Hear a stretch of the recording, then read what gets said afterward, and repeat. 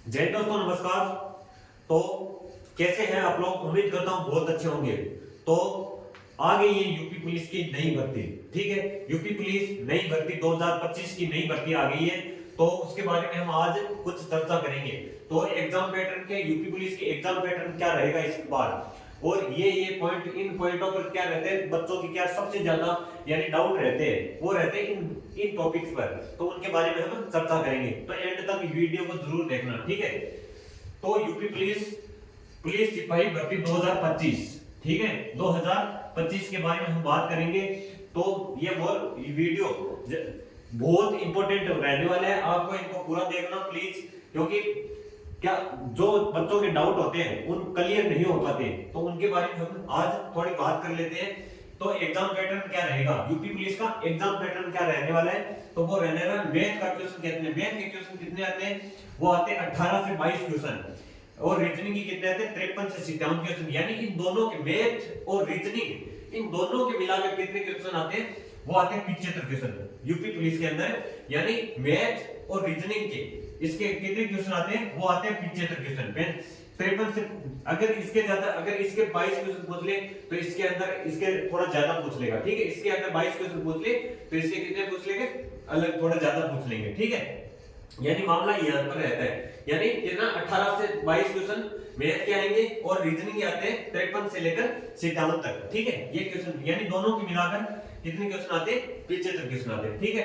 GS के question आते हैं 38 क्वेश्चन। सबसे ज्यादा किसके पैटर्न के अंदर, यानी जीएस और हिंदी के लगभग बराबर रहते हैं, लगभग बराबर, ठीक है। यानी दोनों के मिलाकर, इनके दोनों के मिलाकर कितने क्वेश्चन, 75 क्वेश्चन, ठीक है। 38 क्वेश्चन जीएस के मिलते हैं, और सबसे यानी पिछली बार अगर एनालिसिस करें तो पिछली बार की दृष्टि से देखें तो सबसे ज्यादा स्टैटिक जीके के क्वेश्चन मिल रहे थे, ठीक है। और यानी स्टैटिक जीके क्या, जीएस, ठीक है, जीएस के क्वेश्चन 38 और हिंदी के क्वेश्चन 37 क्वेश्चन। इन सभी टोटल क्वेश्चन कितने हैं, वो है 150 क्वेश्चन का पेपर आता है, और 300 मार्क्स, 300 यानी नंबर का पेपर। यानी एक क्वेश्चन कितने नंबर का है, एक क्वेश्चन है 2 नंबर का, ठीक है। एक क्वेश्चन कितने नंबर का है, 2 नंबर का क्वेश्चन है, ठीक है। यानी 150 क्वेश्चन आएंगे और 300 मार्क्स का, ठीक है। और अगर नेगेटिव मार्किंग जो देखें, नेगेटिव मार्किंग मार्किंग वो कितनी, 1/4। नेगेटिव मार्किंग कितनी है, 1/4। अगर आपने 4% गलत कर दिए ना तो एक सही वाला कट जाएगा, ठीक है। यानी अगर 4 क्वेश्चन कट गए तो 2 नंबर आपके चले जाएंगे। 2 नंबर का मतलब एक क्वेश्चन आपका कट जाएगा, ठीक है। ये है इसके exam pattern. Exam pattern same रहेगा, इसमें कोई बदलाव नहीं होने वाला, ठीक है। इसके अंदर कोई बदलाव नहीं है, कोई मतलब मैथ के क्वेश्चन है 18 से 22 क्वेश्चन आते हैं, रीजनिंग के 53 से 57 क्वेश्चन फिक्स है, और जीएस के 38 क्वेश्चन, हिंदी के 37 क्वेश्चन, कुल मिलाकर 150 क्वेश्चन और 300 मार्क्स की, ठीक है। अब बच्चों के डाउट क्या रहते हैं, तो बच्चों के डाउट रहते हैं क्या परीक्षा पैटर्न में बदलाव होगा, क्या परीक्षा पैटर्न में कोई बदलाव होगा। तो अभी तक अगर सूचना मिल रही है तो एग्जाम पैटर्न में कोई बदलाव नहीं मिलेगा, कोई बदलाव नहीं मिलेगा, एग्जाम पैटर्न में कोई बदलाव नहीं होगा, बिल्कुल भी एग्जाम पैटर्न में बदलाव नहीं होने वाला है, ठीक है। दूसरा डाउट है क्या एग्जाम के लिए कितना समय मिल जाएगा, एग्जाम के लिए कितना समय मिल जाएगा। तो मैक्सिमम आप मान के चलो कम से कम 6 महीने, 6 महीने जरूर मिल जाएंगे। 6 महीने मान के चलो मिनिमम, एकदम मिनिमम की मिनिमम बात करें तो कम से कम इसके अंदर कितनी मिलने वाले हैं, 6 महीने, कम से कम की बात कर रहा हूं, कम से कम। यानी एग्जाम के लिए कितना समय मिल जाएगा, 6 महीने, ठीक है। आगे नेक्स्ट अगर बात करें, ठीक है, ये 2 क्लियर है। उसके बाद में अगर बात करें परीक्षा ऑफलाइन ही कराई जाएगी, हाँ ये एकदम सिद्ध है कि एग्जाम ऑफलाइन ही कराई जाएगी। क्यों, क्योंकि पहले यूपीएसआई की एग्जाम कैसे होता था, ऑनलाइन होता था, लेकिन उसको क्या कर दिया अभी ऑफलाइन कर दिए। ऑनलाइन होती थी, ऑफलाइन कर दिया है, तो इसका कोई बिल्कुल भी नहीं जाता, यानी ये कोई बिल्कुल भी नहीं हो सकता कि यूपी पुलिस का क्या एग्जाम ऑनलाइन करा देगा, बिल्कुल भी नहीं होगा। ये एकदम तय है, 100% है, 100% इसका ऑफलाइन ही होगा। परीक्षा यूपी पुलिस की ऑफलाइन ही कराई जाएगी, ये इसमें कोई डाउट नहीं है, ठीक है।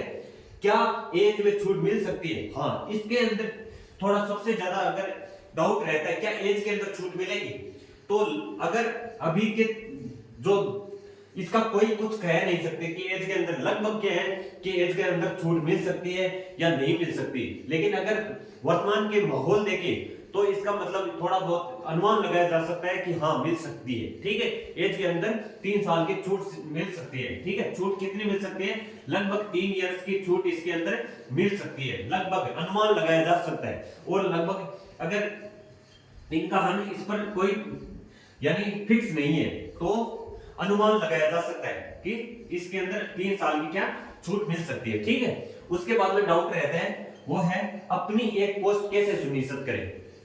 यह सबसे ज्यादा इंपॉर्टेंट, एक पोस्ट कैसे सुनिश्चित करें। तो इसके अंदर मैं बता दूं, तो अगर कोई फ्रेशर बच्चा है, कोई भी फ्रेशर बच्चा की यूपी पुलिस की नई शुरुआत कर रहा है, तो उसके लिए मैं पहले बता देता हूं कि उसको पहले तो उसको क्या करना चाहिए कि कोई फ्रेशर बच्चा है तो उसको सबसे पहले इंपॉर्टेंट है कि वो ऐसी प्लेटफॉर्म चुने या ऐसी कोई भी, अगर वो ऑफलाइन तैयारी कर रहा है या ऑनलाइन तैयारी कर रहा है तो उसको पहले है ना अपने कोर्स को कंप्लीट करना चाहिए। सबसे पहली जरूरत होती है उसको कोर्स को कंप्लीट करना, यानी बढ़िया तरीके से नोट्स बनाना, कोर्स कंप्लीट करना। पहला उसके अंदर होता है कोर्स को कंप्लीट करना, ठीक है। क्या करना? कोर्स होता है ना अपना कोर्स, यानी पूरे सब्जेक्ट को कंप्लीट करना, कोर्स कंप्लीट, ठीक है। कंप्लीट कोर्स को कंप्लीट करना, फिर उसके बाद में बढ़िया तरीके से नोट्स बनाना, नोट्स बनाओ, बढ़िया तरीके से नोट्स बनाओ। उसके बाद में कोर्स कंप्लीट करके नोट्स बना ले, नोट्स बन जाए, उसके बाद में अपने क्या करना, उसको सबसे ज्यादा होती है इंपॉर्टेंट होता है रिवीजन। रिवीजन करो, फिर क्या करो रिवीजन, और रिवीजन करके बढ़िया तरीके से रिवीजन करो। रिवीजन है ना सबसे ज्यादा, वो है सबसे ज्यादा रिवीजन। और 4 नंबर है उसके बाद में मॉक टेस्ट। क्या? मॉक टेस्ट, ठीक है। मॉक ये सबसे ज्यादा, अगर सिलेक्टेड स्टूडेंट है उससे पूछ लेना, सबसे ज्यादा इंपॉर्टेंट होता है कोर्स को कंप्लीट। सबसे पहले होते हैं बच्चे कहीं मतलब आधा कोर्स कर लेते हैं, नोट्स बनाते हैं नहीं और रिवीजन कम करते हैं, मॉक टेस्ट लगाते हैं नहीं, इनके कारण वो क्या रह जाता है, इसका सिलेक्शन नहीं होता। सबसे ज्यादा इंपॉर्टेंट होती है पहले कोर्स को कंप्लीट करो। कोई अगर फ्रेशर बच्चा है तो उसको कोई मतलब लोड नहीं लेना, कोई भी लोड नहीं लेना, पहले उसको बढ़िया तरीके से कोर्स को कंप्लीट करो, फिर उसको नोट्स बढ़िया तरीके से कोर्स कंप्लीट करके, यानी कोर्स कंप्लीट करते साथ साथ में नोट्स बना लो। नोट्स बना के सबसे बढ़िया है रिवीजन, उन्हीं चीजों का बार-बार रिवीजन करो, उन्हीं चीजों का बार-बार रिवीजन करो और बढ़िया तरीके से मॉक टेस्ट लगाओ। और मॉक टेस्ट का क्या है, उसके बाद में होता है मॉक टेस्ट का क्या होता है, एनालिसिस। जो मॉक टेस्ट है उसका एनालिसिस बहुत जरूरी है। क्या होता है? एनालिसिस जो होता है मॉक टेस्ट का एनालिसिस मॉक टेस्ट का एनालिसिस सबसे ज्यादा जरूरी है। मॉक टेस्ट का क्या एनालिसिस है ना सबसे ज्यादा जरूरी है, ठीक है। क्या जरूरी है? एनालिसिस, ठीक है। एनालिसिस सबसे जरूरी है मॉक टेस्ट का। मॉक टेस्ट का एनालिसिस लगभग, अगर हमने कितने घंटा का पेपर आया था उसके बाद में उतना जितना घंटे का पेपर है उतना ही घंटा उस पर एनालिसिस कर दो, ठीक है। जो कौन सा क्वेश्चन नहीं है उन क्वेश्चनों को नोट करो और उन क्वेश्चनों का बढ़िया तरीके से उनका फिर बार बार रिवीजन करो, यानी मॉक टेस्ट का एनालिसिस करना सबसे ज्यादा बेहतर होता है, ठीक है।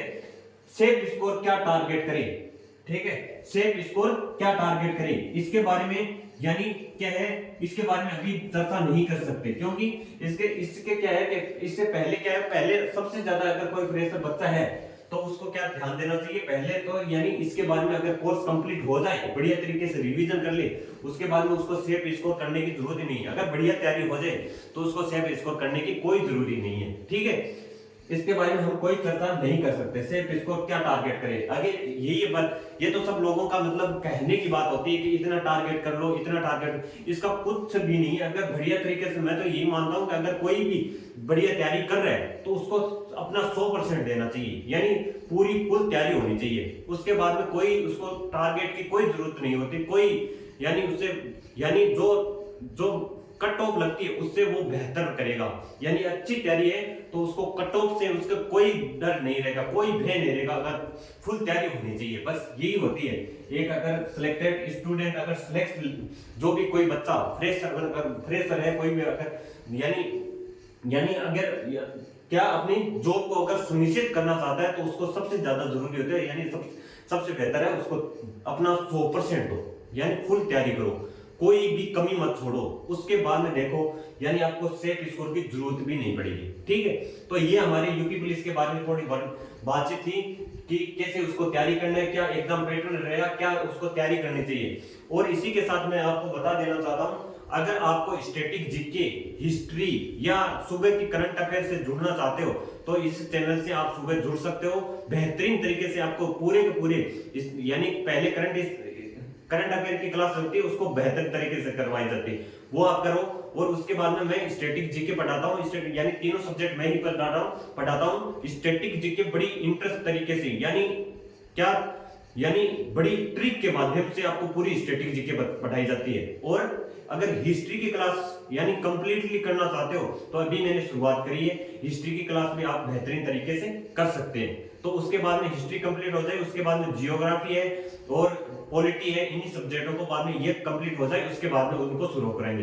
तो स्टैटिक जीके यानी सबसे ज्यादा यूपी पुलिस के अंदर स्टैटिक जीके का बड़ा रोल रहता है, यानी किसी भी एग्जाम के अंदर देख लो स्टैटिक जीके सबसे ज्यादा रोल रहता है, ठीक है। तो स्टैटिक जीके यानी ये क्या ऐसा सब्जेक्ट है जिसको याद करना बहुत कठिन है, यानी लंबे समय तक इसको याद नहीं कर सकते। तो अगर इसको लंबे समय से याद करना है तो उसके अंदर जरूरी होता है यानी उनको या तो बार बार रिवीजन करो या उसके अंदर ट्रिक के माध्यम से पढ़ो। तो मैं क्या कर रहा हूं, यानी सभी कोई भी टॉपिक हो सब जगह जहां पर ट्रिक लग सकती है वहां पर ट्रिक लगाकर यानी बड़े मजेदार के साथ स्टैटिक जीके क्लास में करवाता हूं। तो प्लीज उस क्लास से जुड़ना ना भूलें। तो मिलते हैं फिर नेक्स्ट क्लास के अंदर, तब तक के लिए जय हिंद, जय भारत, थैंक यू।